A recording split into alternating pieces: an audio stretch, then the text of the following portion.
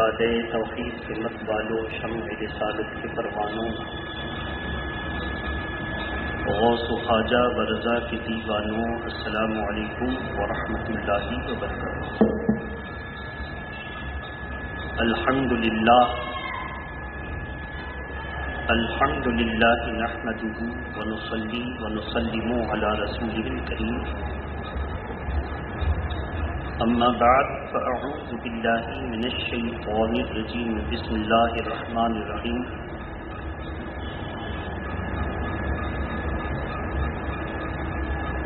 سبحان الذی اسری بعبده لیلا من المسجد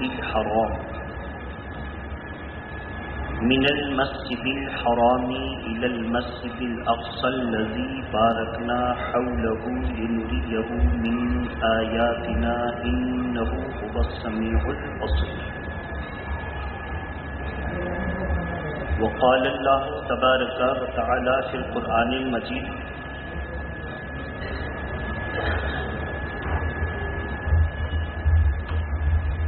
عند اللہ 12 شهرا في كتاب الله،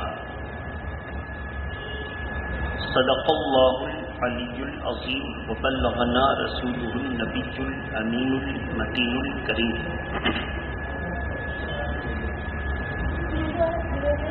رسول اللہ ہیں جس طرح معظم سب رسولوں میں، رسول اللہ ہیں جس طرح معظم سب رسولوں میں، مکرم یوں ہی شعبان المعظم ہے سب مہینوں میں، مکرم یوں ہی شعبان المعظم ہے سب مہینوں میں۔ عزیزان ملت اسلامیہ، آج کی اس محفل محبت میں ہمارے پیش نظر 2 موضوع ہیں۔ ایک تو یہ کہ گزشتہ رات جو گزری وہ اللہ کے پیارے نبی صلی اللہ علیہ وسلم کو جیتے جاگتے سب سے بڑی دولت معراج اللہ نے عطا فرمائی، اس پر بھی عرض کرنا ہے۔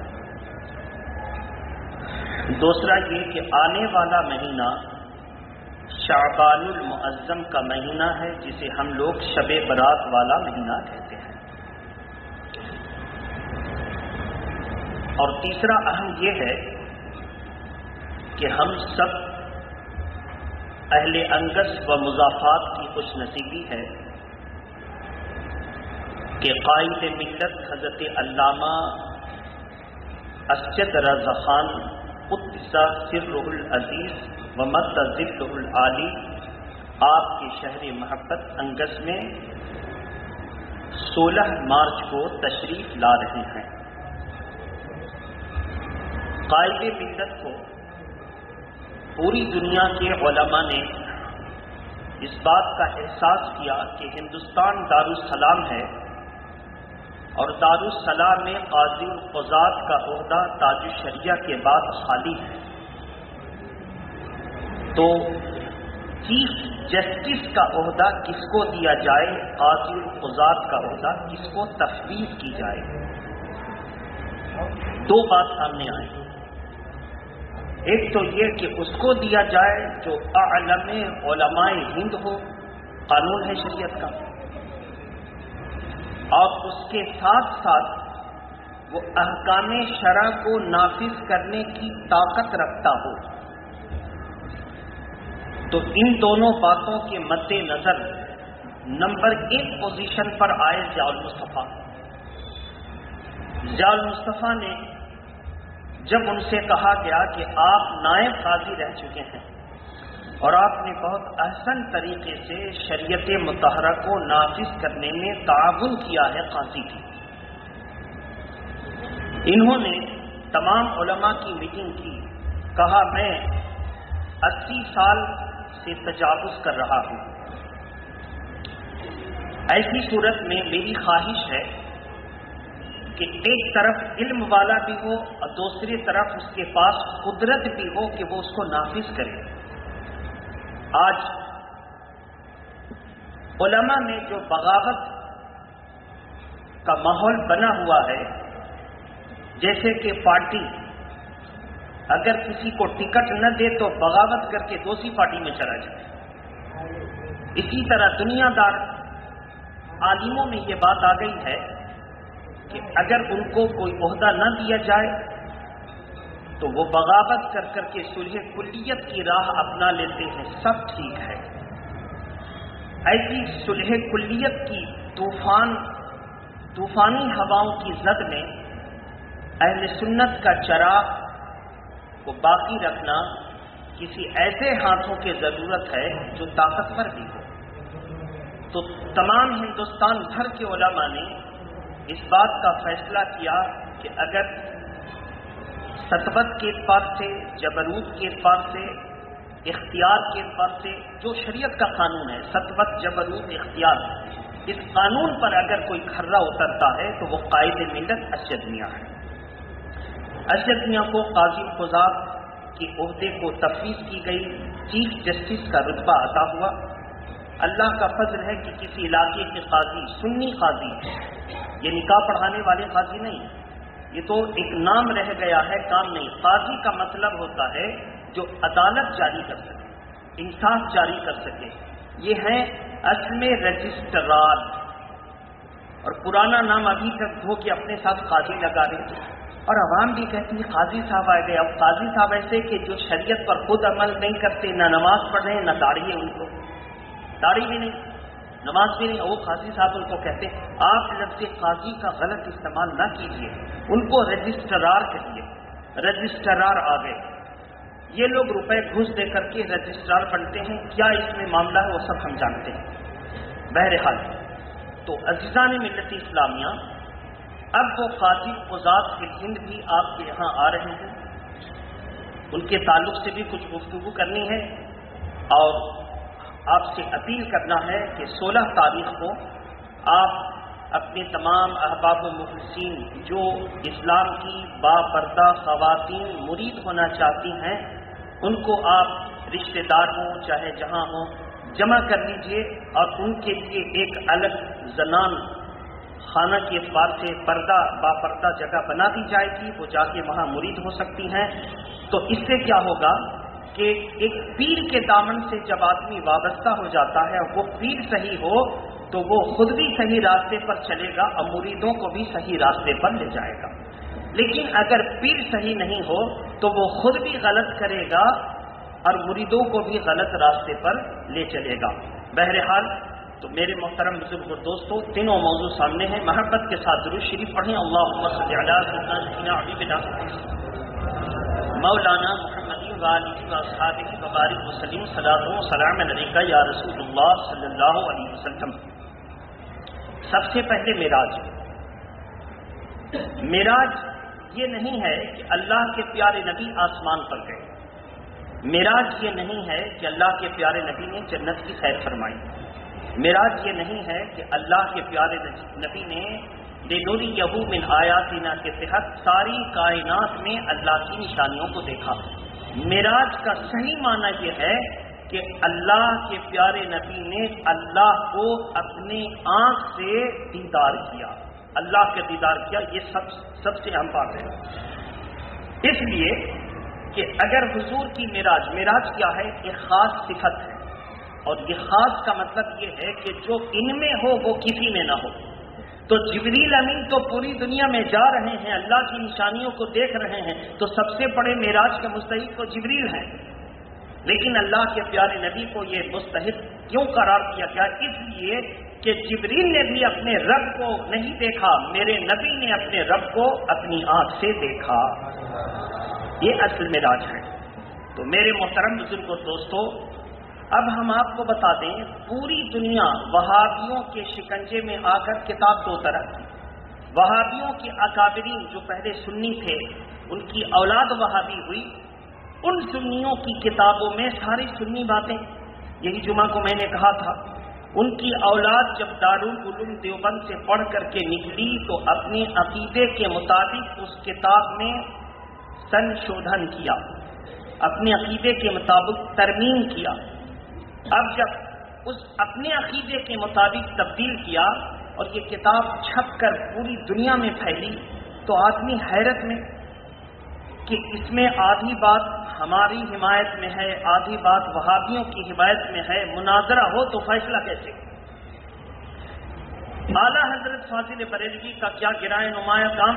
اعلیٰ حضرت فاضل بریلوی 2 مرتبہ جب حج کرنے کی غرض سے عرب شریف میں اترے تو انہوں نے خالی وقت میں لائبریری کی کتاب کا مطالعہ کیا. اب جو لائبریری کی کتاب کا مطالعہ کیا وہ ذہن میں ان کو محفوظ ہو گیا اور ان کی یادداشت اتنی اچھی تھی، اور اس کے بعد تمام نقل جو ہو سکا وہ نوٹ کیا، حوالہ نمبر، اور لے کر ہندوستان تشریف لائے اور کہا لوگوں ان کی کتاب میں کہاں سے گڑبڑی ہوئی ہے، آؤ میں تم کو بتاتا ہوں. ان کی اصل کتاب کا مخطوطہ فلاں لائبریری میں ہے. اصل کے مخطوطہ کہتے ہیں جو بزرگ نے اپنے قلم سے کتاب کو لکھا. چھپنے والی کتاب کو مخطوطہ نہیں کہتے، وہ پرنٹ ہے. اصل کتاب کا مخطوطہ میں نے دیکھا، اس میں یہ لکھا، اور جو چھپ کر کتاب آئی ہے اس میں یہ لکھا. یہ کاتب کی شیطانی ہے، پیسہ دے کے بدلوایا گیا. آپ کو اگر لگتا ہے کہ مولانا صاحب جو کہہ رہے ہیں ثبوت ثابت کہاں سے کریں گے، ثبوت کیسے دیں گے؟ سب سے اہم ثبوت ہم یہ دیکھتے ہیں کہ شاعر مشرق اقبال کے تمام اشعار کی ایک کتاب ہے جس کو کلیات اقبال کہتے ہیں. کیا کہتے ہیں؟ کلیات اقبال. پورے اس کی کتاب کی شاعری کی ایک ڈائری ہے. اتنی موٹی کتاب ہے کلیت اقبال. اس کلیت اقبال کے آخری میں اس نے حسین احمد مدنی، وہابیوں کے پیشوا، دیوبندیوں کے پیشوا، اہل حدیث کے پیشوا، غیر مقلد کے پیشوا اور مودودی کے پیشوا حسین احمد مدنی یہ نام کے شخص کو مر گیا. اقبال نے بہت اچھے طریقے سے کہا کہ حسین احمد مدنی نے دین کو بیچ دیا. شعر میں کیا کہا؟ حسین احمد مدنی نے دین کو بیچ دیا اور اس نے حضور صلی اللہ علیہ وسلم کی شان میں گستاخی کی. اقبال کا لڑکا جاوید اقبال، وہ بھی اب مر چکے. جاوید اقبال علامہ اقبال جیسے شریعت کے معاملے میں استقامت والے نہیں. ماحول بگڑا، پاکستان میں رنگینی آئی، سب لوگ سلھی کلی جیسے ہو گئے. سب ٹھیک ہے، پروگرام ملنا چاہیے، واہ واہی ہونی چاہیے، مشاعرہ کی رونق بننی چاہیے، مان سمان ملنی چاہیے، شریعت کا کوئی لحاظ نہیں. جاوید اقبال سے لوگوں نے کہا کہ آپ کو اس وقت لاکھوں روپیہ کی پیشکش کی، لے لیجئے اور آپ اپنے ابا کی کلیات سے وہابیوں کے خلاف جو اشعار ہیں ان کو نکلوا دیں. انہوں نے کہا کہ یہ میری مجبوری ہے، اگر میرے بس میں ہوتا تو کر دیتا. میری مجبوری ہے کہ میں کتاب سے کیسے نکال دوں، وہ کتاب تو دنیا میں پھیل چکی ہے. اگر میں 2-4 کتابوں اور چھاپا خانے میں کہہ دوں. انہوں نے آئیڈیا بتایا کہ آپ صرف پرمیشن دے دیجئے کہ ہم اس میں سنشودھن کریں، ترمیم کر دیں. رفتہ رفتہ نئی ایڈیشن آئے گی، پرانی ایڈیشن پرانی ہو کے ختم ہوتی جائے گی. نئی نسل کو کم سے کم یہ سننے کو تو نہیں ملے گا، نئی ایڈیشن چھپتی رہے گی. 100 سال کے بعد پرانی ایڈیشن میں کوئی نہیں مانے گا، نئی ایڈیشن مارکیٹ میں ہوگی وہی مانے گا. سوچئے کیا آئیڈیا ہے اس کا، شیطانی آئیڈیا. خیر یہ بات بنی نہیں. اب تک پرانی ایڈیشن محفوظ، کیونکہ علماء اہل سنت بھی اب ہوش مند ہیں اور تھے. انہوں نے کہا کہ یہ پرانی ایڈیشن کے ہی معاملے کے حساب سے چھپنا چاہیے. آپ اندازہ کیجئے کہ یہ لوگ اپنے من کی بات کیسے کرتے ہیں. اس سے پتہ چلا اقبال کا انتقال ہوا 1938 میں. کب انتقال ہوا؟ 1938 میں. آزاد ہندوستان سے پہلے اس سے پتہ چلا کہ آزادی سے پہلے اکثریت لوگ سنی صحیح العقیدہ تھے. آج جب انگریز کا قبضہ ہوا دھیرے دھیرے توڑو مروڑو توڑو مڑو کاٹو یہ ہوا.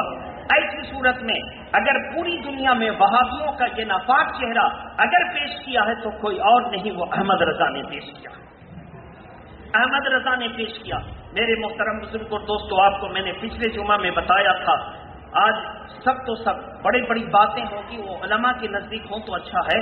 آپ کس مسئلے سے نبل دازمہ ہے، تکلیف کہاں ہوتی ہے؟ جمعہ کی آذان ثانی بہت سی مسجد میں سامنے ہوتی ہے مسجد کے اندر، اور بہت سی مسجد میں جیسے ہم لوگ کے یہاں باہر ہوتی ہے.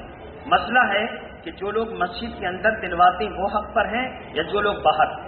یہ میٹنگ ہوئی مہاراجہ شریف میں. مہاراجہ شریف میں 2 مسجد، ایک میں اندر اذان ہوتی تھی، ایک میں باہر اذان ہوتی تھی۔ مہارانا شریف کے اس وقت کے بڑے عالم حضور مفتی اعظم ہند کے پیر و مرشد ولی ابن ولی، عالم ابن عالم، انہوں نے ایک میٹنگ کروائی اور کہا کہ ہماری طرف سے احمد رضا ہوں گے، ہماری طرف سے احمد رضا ہوں گے۔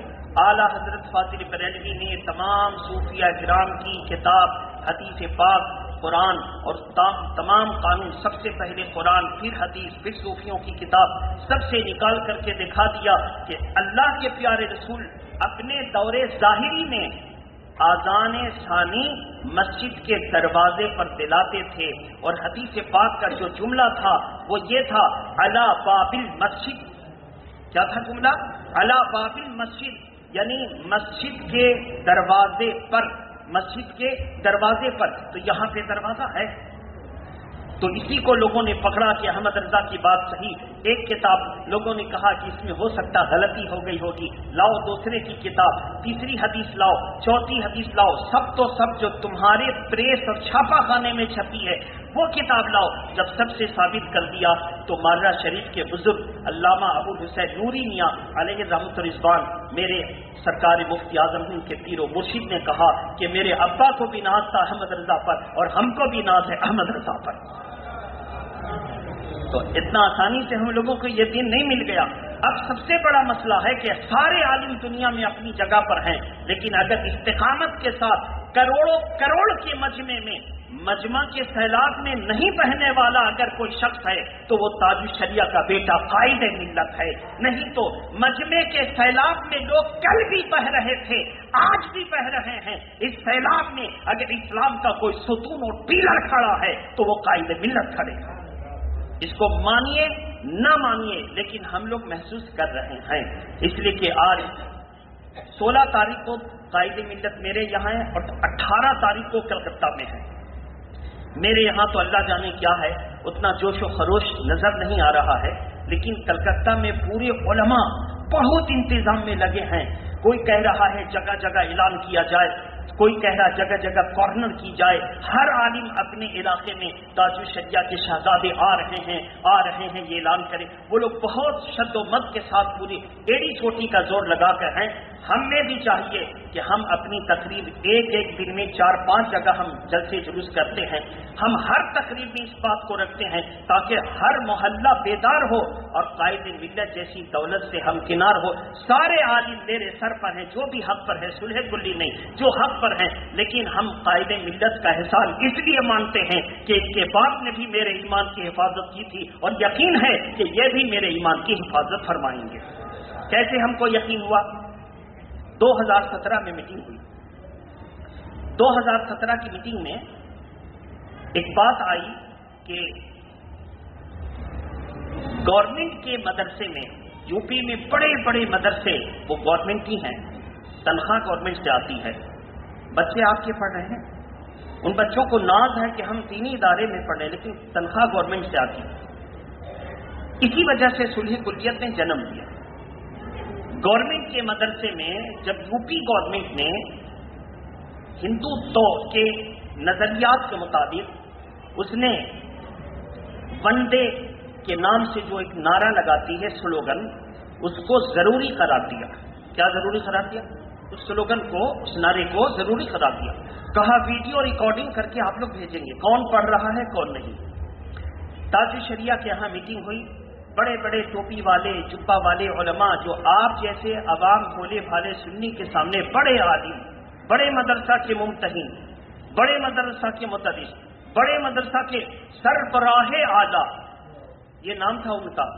وہاں پر انہوں نے کہا کہ حضرت اگر ہم لوگ انکار کر دیتے ہیں تو گرانٹ ختم ہوگا، تنخواہیں بند ہو جائیں گی، علماء کی تنخواہ کا انتظام کہاں سے ہوگا؟ کہا پھر اپنے مدرسے کا جو عوامی چندہ کرتے وہ چندہ جاتا کہاں ہے؟ عوامی چندہ جو ایک آدمی ایک سیٹ 50 لاکھ روپیہ تمہارے مدرسے کو دیتا وہ جاتا کہاں؟ یہ بتاؤ پہلے، کوئی حساب کتاب نہیں۔ اور پھر اس کے بعد گورنمنٹ کی تنخواہ کی سنو، یہ مدرسے اس لیے کھلے ہیں تاکہ اللہ اور اس کے رسول کا دین یہاں سے چلے۔ جب اللہ اور اس کے رسول کا دین ہی باقی نہیں رہے گا تو مدرسہ چلا کے کیا کرو گے؟ بس اسی پر بات ختم ہو گئی۔ بڑا بڑا منہ لٹکا کر کے گورنمنٹ کی تنخواہ کے محتاج پیٹ کی پرورش کرنے والے لوگ نکل گئے، اپنے مدرسوں میں پڑھوایا، قائد ملت نے نہیں پڑھوایا، ارشد میاں نے نہیں پڑھوایا، ان کے معرفت سے دنیا بھر میں جتنے مدرسے تھے وہ سب صحیح۔ اس کے بعد گورنمنٹ نے کیا نتیجہ نکالا؟ تاج الشریعہ کی پہلی برسی آئی۔ تاج الشریعہ کی جب پہلی برسی آئی تو اسلامیہ گراؤنڈ میں، اسلامیہ کالج کے گراؤنڈ میں جو عرس ہوتا تھا، گورنمنٹ ضد میں آ کر کے عرس کی پرمیشن دینے کے بعد اس میدان کی پرمیشن کو کینسل کر دیا۔ ارشد میاں نے، یہ سب کو معلوم ہے، ہم کہاں سے غلط سلط بولیں گے، ارشد میاں نے کہا کہ تم گراؤنڈ کی پرمیشن بند کر دو گے، تاج الشریعہ کا ماننے والا ہر گھر، ہر گلی، ہر میدان میں تاج الشریعہ کا عرس منائے گا۔ اور پورے یو پی میں ایسا ہوا، گورنمنٹ کی آنکھ کھلی کہ اب دوبارہ اس پر ایکشن لیں گے تو ری ایکشن ایسا ہوگا کہ ہم لوگ برداشت نہیں کر سکیں گے۔ تو اگر اس بہتے دور میں، جبکہ سب بہ رہے ہیں اپنے اپنے پیٹ کے لیے، اس بہتے دور میں اگر کوئی اسلام کے مطابق کام کر رہا ہے تو وہ قائد ملت ہے، اس بہتے دور میں۔ اس لیے ہمارے فقہائے ملت بھی فرما گئے، ہم لوگ اسی راستے پر چل رہے ہیں۔ کہا دنیا دار عالم کے ساتھ مت بیٹھنا، یہ اپنا دین تو بیچ چکا، تجھے بھی خراب کر دے گا۔ دنیا دار عالم کے ساتھ مت بیٹھنا، اس بات کو میں نے پکڑ دیا۔ میرے والد بزرگوار کوئی عام آدمی نہیں تھے، وہ بہت بڑے انسپیکٹر تھے، دولت کی کوئی کمی نہیں تھی، لیکن انہوں نے ہمیں جب پڑھایا تو اس وقت علامہ ارشد القادری، اس وقت کے دور میں حضور اعلی حضرت کے بڑے شاہزادے کے مرید و خلیفہ علامہ امین الحمدی، ان دونوں کے سپرد کیا، کہا حضرت جتنا پیسہ خرچ ہوگا اس کو پڑھانا ہے، لیکن دعا کیجیے کہ یہ دنیا دار عالم نہ بنے، دین کی خدمت والا بنے۔ اس بات کو ہم نے پکڑ رکھی ہے۔ کہا تم ہمیں ناراض ہو جاؤ، نذرانے دو مت دو، فاتحہ میں بلاؤ مت بلاؤ، میلاد کرواؤ مت کراؤ، لیکن بولیں گے وہی جو اللہ اور اس کے رسول کا فیصلہ ہے۔ اس لیے کہ اگر یہ سب ہوگا تو تم میری دنیا برباد کرو گے اور اپنی آخرت برباد کرو گے، اور ہم فخر سے کہیں گے مولا یہ دولت کی فکر نہیں تھی، وہ تو دے رہا ہے، فکر تھی تو تیرے دین کی فکر تھی جو میری ذمہ داری میں تو نے دیا۔ لوگ کہتے ہیں، مولانا صاحب کہتے ہیں، ارے مولانا صاحب ذمہ دار ہیں، یہ ممبر ہے ان کی امانت میں، وہ نہ کہیں گے تو یہ چلتا پھرتا سڑک چھاپ عالم کہے گا، کون عالم کہے گا؟ مولانا صاحب ذمہ دار ہیں تو کہتے ہیں۔ بہرحال تو قائد ملت تشریف لا رہے ہیں۔ اب قائد ملت کا کیا معاملہ ہے وہ سنیے۔ اللہ کے پیارے نبی کو جب معراج ہوئی تو سارے وہابیوں نے کہا کہ نہیں، معراج تو ہوئی مگر اللہ کے نبی نے بیداری کی حالت میں اپنے رب کو نہیں دیکھا، بلکہ نیند کی حالت میں دیکھا۔ کس حالت میں دیکھا؟ سوتے میں دیکھا۔ اس کو ذرا ہم سمجھا دیں، بہت جگہ ہم سمجھا چکے، اور حدیث پیش کرتے ہیں کہ سیدہ عائشہ صدیقہ مسلمانوں کی اماں فرماتی ہیں کہ اللہ کے پیارے نبی کو معراج ہوئی اس حال میں کہ ان کا جسم بستر پر تھا، ان کا جسم گم نہیں ہوا، یعنی وہ گھر پہ آرام فرما رہے تھے۔ اس سے پتہ چلا کہ سرکار دو عالم صلی اللہ علیہ وسلم خواب میں اللہ کی زیارت فرمائی، یہی ثابت ہوا۔ یہ روایت موضوع ہے۔ موضوع کا مطلب کیا ہوا؟ من گڑھت۔ کیا ہے بولیے؟ مگر کیا کیجیے گا، ہم لوگوں کی قسمت میں کمی کتاب میں موجود ہے، کتاب میں موجود ہے۔ جب خارجیوں کا دور آیا اور رافضیوں کا تو بہت ساری اہل سنت و جماعت کے عقیدے کے خلاف کتابوں میں شامل کر دیا گیا۔ جو کتاب پڑھتے ہیں ان کو معلوم ہے، وہ نشاندہی کرتے ہیں کہ یہ ہمارے عقیدے کے مطابق نہیں ہے۔ بہرحال تو میرے محترم، اب سوال ہے کہ کیا عائشہ صدیقہ کی یہ روایت صحیح ہے؟ کیسے آپ سمجھیں گے کہ یہ روایت صحیح ہے؟ علامہ اقبال کی مثال دے کے میں نے بتایا کہ ایسے سمجھیں گے کہ وہابی غلط، اس لیے کہ علامہ اقبال نے شعر لکھا تھا، یہ لوگ پیسہ دے کے نکلوانا چاہتے، ایسے سمجھیں۔ جب معراج کا واقعہ ہوا تو 27 رجب المرجب اس وقت حضرت خدیجہ الکبریٰ نکاح میں تھی، اور پورا قانون ہے موجود، اس کا ثبوت ہے کہ جب تک خدیجہ الکبریٰ نکاح میں تھی میرے نبی نے دوسرا نکاح نہیں فرمایا۔ میرے نبی نے، زور سے بولیے، دوسرا نکاح نہیں فرمایا جب تک نکاح میں تھی۔ حضور معراج سے واپس آئے تو سب سے پہلے خدیجہ الکبریٰ سیدنا ابوبکر صدیق کو کہا۔ خدیجہ الکبریٰ نے تسلی دی، اے اللہ کے پیارے نبی، آپ نے اپنے رب سے مشورہ کیا؟ کہا ہاں، تمہیں کہنے کا حکم ہے اور سب سے پہلے ابو بکر، چونکہ میری قوم جھٹلا دے گی، میری قوم جھٹلا دے گی یہ، لیکن جھٹلانا بھی میرے نبی کا معجزہ ہے۔ جھٹلانا بھی کیسے ہے وہ ہم بتائیں گے۔ تو ٹھیک ہے، آپ ابو بکر صدیق سے کہیے، اس سے پتا چلا میرے نبی نے معراج کی واپسی کے بعد سب سے پہلے کہا تھا خدیجۃ الکبریٰ کو، اور خدیجۃ الکبریٰ حیات میں تھی تو کہا تھا، جب وہ حیات میں تھی تو عائشہ صدیقہ سے شادی نہیں ہوئی تھی، جب شادی نہیں ہوئی تھی تو یہ روایت کہ وہ بستر پر تھے، آرام کر رہے تھے، یہ روایت کہاں سے آ گئی؟ آپ ہی بتائیے۔ تو یہ روایت غلط۔ دوسری مثال غلطی کی، حالانکہ وہ بڑی کتابوں میں نے پڑھا، مگر غلط ہے، مگر غلط۔ ہم لوگ قانون سے پکڑتے ہیں، وہ غلط کیسے؟ وہ دیکھیے، ایک روایت یہ میں نے پڑھا کہ اللہ کے پیارے نبی صلی اللہ تعالی وسلم ایک مرتبہ اپنے صحابہ میں تشریف فرما تھے کہ حضرت امیر معاویہ کے کاندھے پر بیٹھ کر یزید آ رہا تھا، تو اللہ کے پیارے نبی نے امیر معاویہ پر نظر پڑی کہ دیکھا بیٹا اس کا یزید کاندھے پہ بیٹھا، تو اللہ کے نبی نے فرمایا جنتی کے کاندھے پر جہنمی بیٹھ کر آ رہا ہے۔ یہ بہت ساری کتابوں میں مولانا لوگ تقریر کر کر کے جوش آدمی کو دلا دیتے ہیں، یہ دکھانا چاہتے ہیں کہ میرے نبی کو پہلے سے علم تھا، علم غیب۔ ارے بھیا، اگر علم غیب ہی ثابت کرنا ہے تو سچی بات بول کے کرو نا۔ اب دیکھیے کیا ہے معاملہ، یہ روایت غلط ہے، یہ روایت جنتی کے کاندھے پر جہنمی، یہ روایت غلط۔ کیسے غلط وہ دیکھیے۔ پھر ہم قانون کی کتاب نکالیں گے، تاریخ نکالیں گے۔ تاریخ ثابت ہے کہ اللہ کے نبی کا وصال ہوا 11 ہجری میں۔ بولیے کب؟ 11 ہجری میں وصال ہوا، اور یزید پیدا ہوا 25 ہجری میں۔ زور سے بولیے۔